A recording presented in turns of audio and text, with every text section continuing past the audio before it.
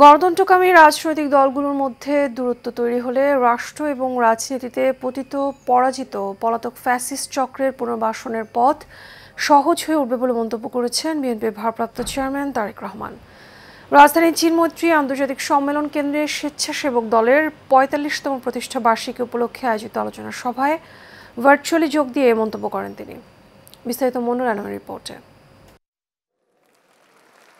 স্বেচ্ছাসেবক দলের ৪৫তম প্রতিষ্ঠা বার্ষিকী উপলক্ষে রাজধানীর চীন মৈত্রী আন্তর্জাতিক সম্মেলন কেন্দ্রে এই আলোচনা সভায় ভার্চুয়ালি যোগ দেন বিএনপির ভারপ্রাপ্ত চেয়ারম্যান তারেক রহমান।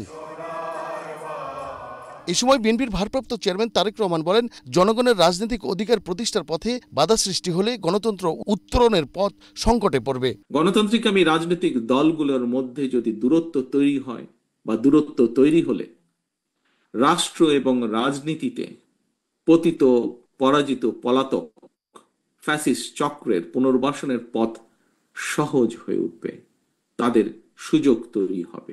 সংবিধান কিংবা লিখিত বিধিবিধান দিয়ে ফ্যাসিবাদ ঠেকানো যায় না, জনগণকে রাজনৈতিকভাবে শক্তিশালী করার বিকল্প নেই বলেও জানান তারেক রহমান। এখন ফ্যাসিবাদ বিরোধী গণতান্ত্রিক শক্তির নিজেদের মধ্যে নিত্য নতুন ইস্যু নিয়ে অহেতুক বিতর্কে লিপ্ত হওয়া শহীদদের আত্মত্যাগের প্রতি অবমাননার শামিল বলে একজন রাজনৈতিক কর্মী হিসাবে আমি মনে করি।